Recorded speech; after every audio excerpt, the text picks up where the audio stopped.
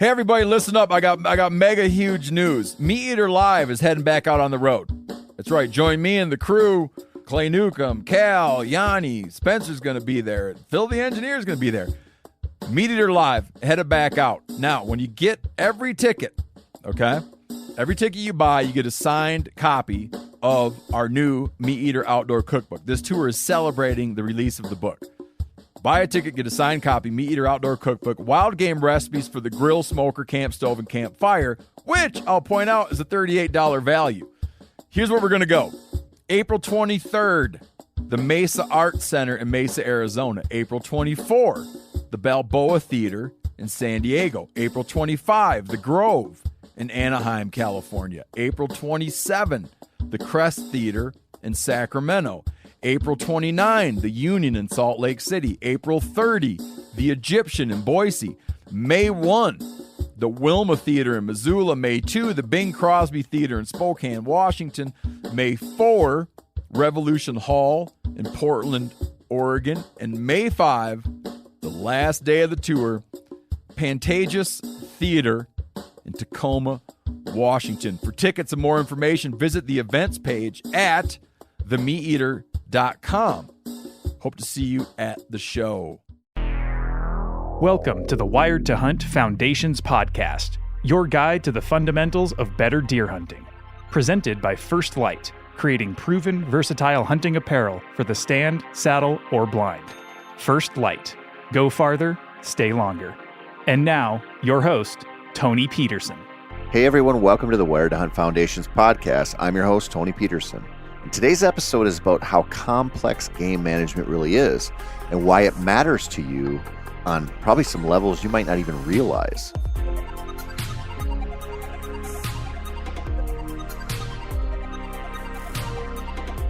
There are a couple of things people like to bitch about and, simultaneously bond over. I'm a Minnesotan, so for us, it's the weather. But, for probably everyone else everywhere else, it's the weather. Politics are another issue that transcends locality and either bonds us or drives us to irrationally despise each other. Money issues are a big one, for obvious reasons. Then there's game management, or more specifically, whatever branch of government is responsible for managing wild game and hunting opportunities in your state. It's like a national pastime to complain about the DNR, the Game and Fish, or the Division of Wildlife. Sometimes those complaints are totally justified. Other times they aren't. That's what this episode is partially about. But it also is just kind of about understanding how to work with whatever parameters those agencies set in front of you.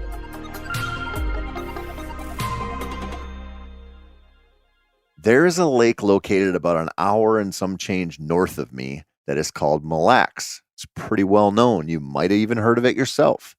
In French, Mille Lacs means 1,000 lakes. Although I guess I don't know why they call it that.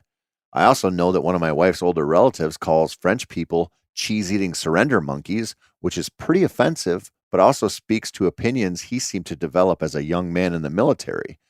Mille Lacs, in Ojibwe, means Grand Lake, which makes more sense than the French meaning. The maximum depth of Mille Lacs is 42 feet, which is pretty shallow for a lake that covers over 130,000 acres. It's basically a great big bowl that is absolutely full of big fish. While it's primarily known as a walleye lake, the muskies in Mille Lacs get huge. So do the smallmouth. In fact, a few years ago, BASS held their Angler of the Year tournament there, and the winner, a fella who I fished against when we were both in high school and who has a mustache that makes Mark Kenyon look like a little girl, won it with over 75 pounds for 3 days. That's a 5-pound plus average for 3 days on smallmouth in a tournament against the best anglers in the world. I fish Mille Lacs on a not very regular basis, and it's honestly something special every time I do, though. I'm not a walleye guy, but I usually catch a couple of good ones, like 25 to 29 inch type fish, every time I go there, even though I'm never just targeting walleyes. What's crazy about this is that the story of the walleyes in Mille Lacs is one that has caused more than a few fistfights in the local bars. Walleye fishermen tend to be meat fishermen. Because really, why else would you choose to fish the most boring way possible for the most boring fish out there unless its best quality was found in its fillets? When walleye fishermen can't keep their catch, it tends to sour the whole experience for them, and I get that. I wouldn't be super happy if the DNR said, "Hey, buddy, you can go hunt deer, but you can't eat them." Maybe that's a poor example. But the walleye situation gets way weirder. Due to the lake being subject to treaties with the Native Americans, the non-tribal fishermen get to fish only as a privilege that can be taken away by the state. Tribal members are granted a right to fish by the federal government. In this right, they are allowed to net walleyes, which often happens during the spawn when the fish move shallow. Now, to muddy the waters more, there are allocations set for the year that take into account netting take and traditional angler take. They also factor in the success of spawning through various year classes, probably a whole host of other things. All of this comes together each year when the state decides what the catch and keep limit is for non-tribal fishermen. This year, for example, it's all catch and release until mid-August. And then I think they can only keep one fish of a certain size. Essentially, if you like eating walleyes, you're better off fishing somewhere else. As you can imagine, this pisses a lot of anglers off. What makes it worse is that the bite has been so good the last couple of years. I mean, stupid good. So people naturally assume that the lake is overfilled with walleyes, and they can't understand why they can't keep a few for the fish fry. That makes sense, right? But then you learn that the forage base for the walleyes, the young perch and tullabies, for example, they're not doing so hot according to extensive surveys. Now, what does this mean? Well, the walleyes are hungry, and their food options are more limited than they have been in the past. This means they are more likely to eat whatever we present them on the end of our line because, well, they have to because they're hungry. So you take a situation that seems simple, and you find out there are mitigating factors that change things. And then you find out there are mitigating factors to those mitigating factors. And if you're honest, game and fish management is a constant process of shooting at a moving target. So then all of a sudden you kind of realize that these things aren't so simple. But we like simple explanations, though, especially ones that allow us to rage a bit. Take wolves for another example. It's easy to blame wolves for there not being any elk in the mountain range you hunt. And you could very well be right about that. It might simply be the prevalence of wolves where they weren't a little bit ago that has changed your hunting for the worse. Now, I hear this a lot when I talk to Minnesota and Wisconsin hunters. And listen, before I say what I'm going to say, I just want to cover my ass. I don't care about wolves a whole lot. I wouldn't hunt them myself because I'm not interested, but I have zero problems with them being managed in any way necessary, including hunting and trapping. And I also think reintroducing them to places like Colorado is just kind of dumb. We aren't running out of wolves in the Great Lakes region or Alaska or Canada. We don't need to put them in places just because it's an option to do so. I also don't think wolves are the sole reason for the deer population issues in certain places.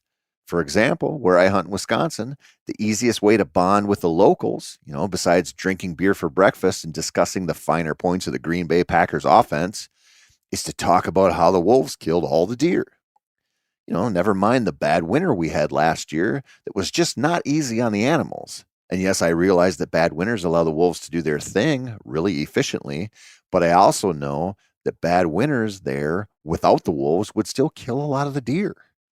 Not to mention the fact that our area is almost essentially unlimited antlerless tags, which if you want to knock the deer herd down, you make a lot of tags available to shoot the breeders. This stuff is rarely simple.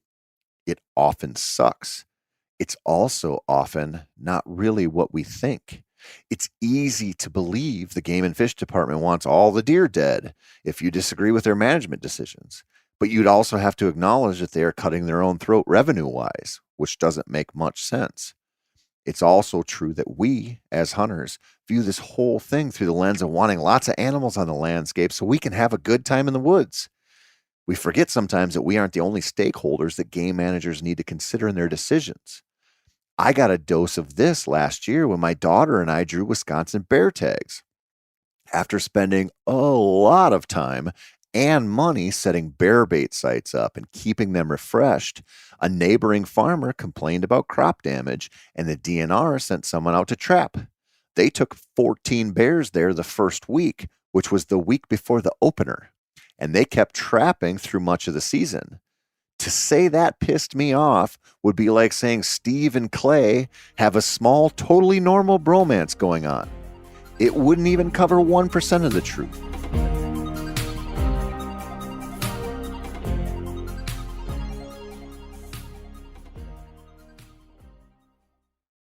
Hey everybody, listen up. I got mega huge news. Meat Eater Live is heading back out on the road. That's right. Join me and the crew. Clay Newcomb, Cal, Yanni, Spencer's going to be there. Phil the engineer's going to be there. Meat Eater Live headed back out. Now, when you get every ticket, okay? Every ticket you buy, you get a signed copy of our new Meat Eater Outdoor Cookbook. This tour is celebrating the release of the book. Buy a ticket, get a signed copy, Meat Eater Outdoor Cookbook, wild game recipes for the grill, smoker, camp stove, and campfire, which I'll point out is a $38 value. Here's where we're going to go. April 23rd, the Mesa Art Center in Mesa, Arizona. April 24, the Balboa Theater in San Diego. April 25, the Grove in Anaheim, California. April 27, the Crest Theater in Sacramento. April 29, the Union in Salt Lake City. April 30, the Egyptian in Boise. May 1, the Wilma Theater in Missoula. May 2, the Bing Crosby Theater in Spokane, Washington.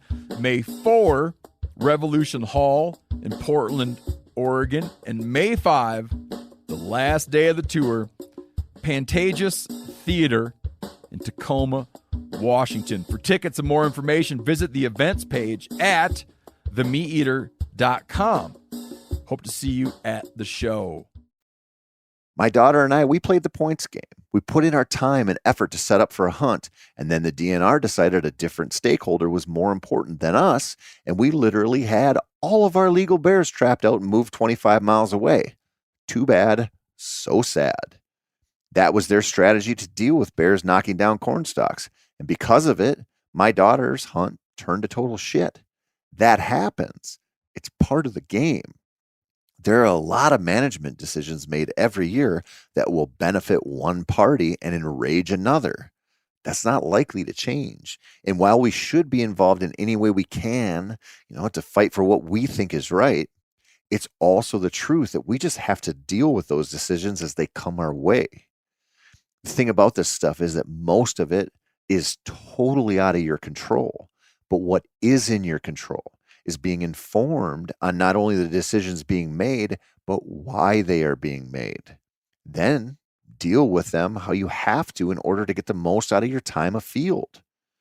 Now let's take that walleye example on Mille Lacs one more time. If your number one priority is some 18-inch fish to eat, you got to go somewhere else. That sucks. But unless you want to get on the wrong side of the law, it's your only option. If you want to catch the biggest walleye of your life, often on a swim bait in like 3 feet of water, then heading to the big lake on a calm day might be the best decision you've ever made. For a more close to home example, let's say you hunt in the heart of the wolf range, and you always have. You have a reason to complain that the big dogs in the big woods are eating your big bucks and little bucks and does and fawns. The first thing you can do is figure out how big of an impact they are actually having on your local deer. This goes beyond saying, well, I only see a couple of deer off my stand every rifle season when I used to see a dozen. Listen, we aren't entitled to the hunts we want. We just get what we get. The effort we put in is generally commensurate to the results, kind of like most things in life. So maybe the wolves did remove most of your deer from your woods.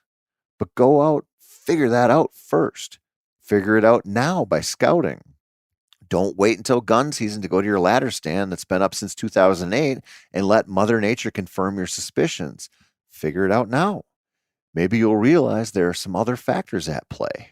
Maybe a clear cut a mile or two away is drawing your deer because it's full of better cover and better food.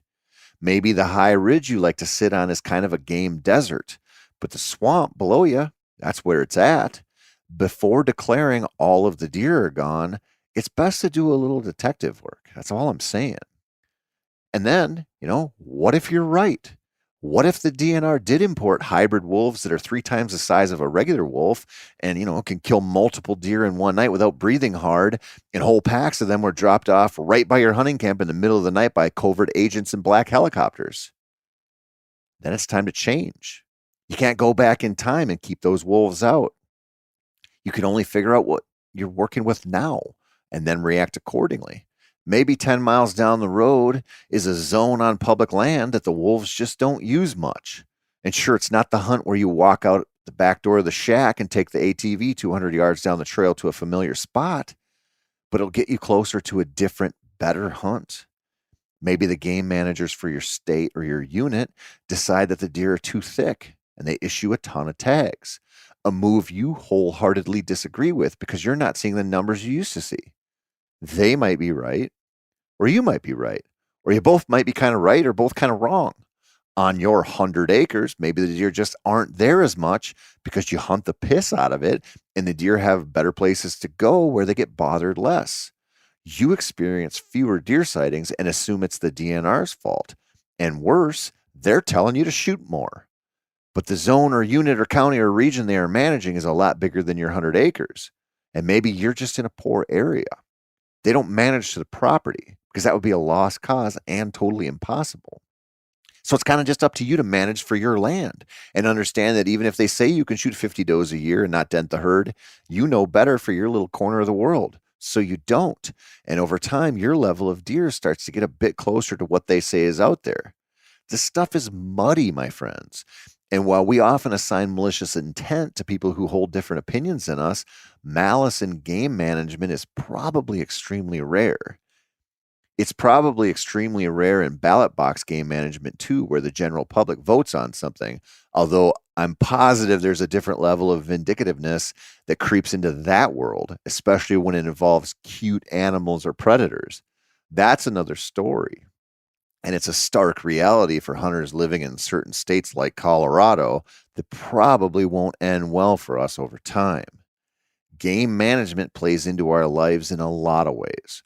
Sure, it might not have a huge impact on you if your goal is to just shoot a decent buck and a doe or two each year, because a lot of whitetail states, that's not something that's going to be affected a whole lot by normal management decisions. If you plan to travel to hunt, might be a different story.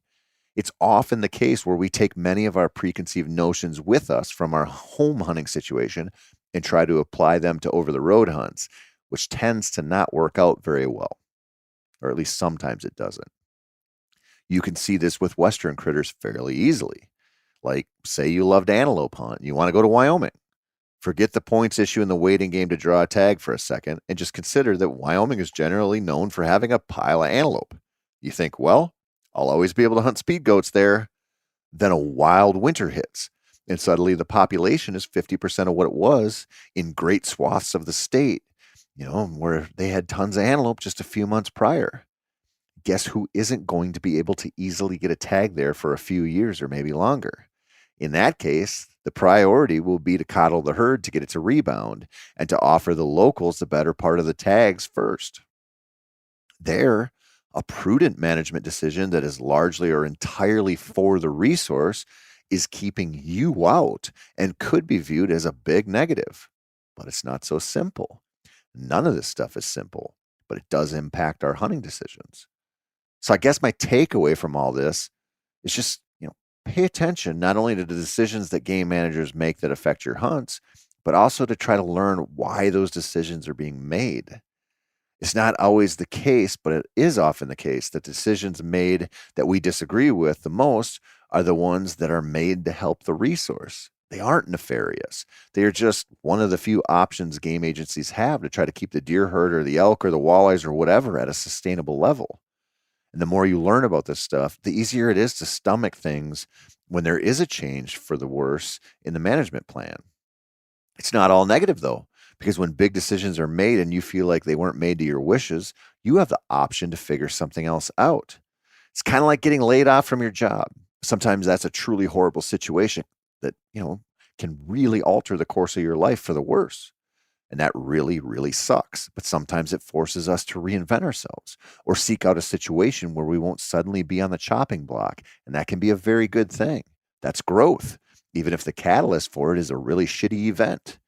In the interest of hunting, and more importantly, absolutely loving to hunt, you just can't divorce your passion from the decisions made by the agencies tasked with managing the animals. They're intertwined. That's not going to change. The best way to handle this is to learn about it, learn from it, and expect it to change your life for the better or the worse, and then just roll with it and make the most of it. Sound good? Good. Now, how does this sound? Next week, I'm going to talk about something that I've been thinking about a lot. How deer avoid us, and why this is something we should all think about a lot more than we probably do, especially in the off season when we're starting to build a plan for this coming hunting season. That's it for this week. I'm Tony Peterson, and this has been the Wired to Hunt Foundations podcast, which is brought to you by First Light. As always, and I truly mean this, thank you so much for listening and for all your support. If you like this podcast, you know where to find it, but do you know where to find a bunch of other stuff that our team's creating? TheMeatEater.com. Articles, how-to videos, episodes of various hunts, and a whole bunch of other podcasts are all right there. Head on over and check it out if you want to find some more hunting content, cooking content, fishing content, dog training, whatever. It's all there. Thank you.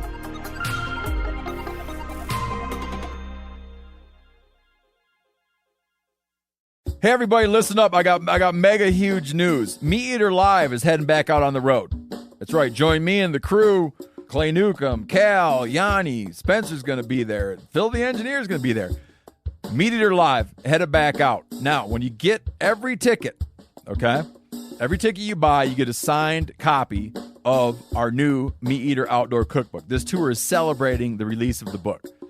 Buy a ticket, get a signed copy, Meat Eater Outdoor Cookbook, wild game recipes for the grill, smoker, camp stove, and campfire, which I'll point out is a $38 value. Here's where we're going to go. April 23rd, the Mesa Arts Center in Mesa, Arizona. April 24, the Balboa Theater in San Diego. April 25, the Grove in Anaheim, California. April 27, the Crest Theater in Sacramento. April 29, the Union in Salt Lake City. April 30, the Egyptian in Boise.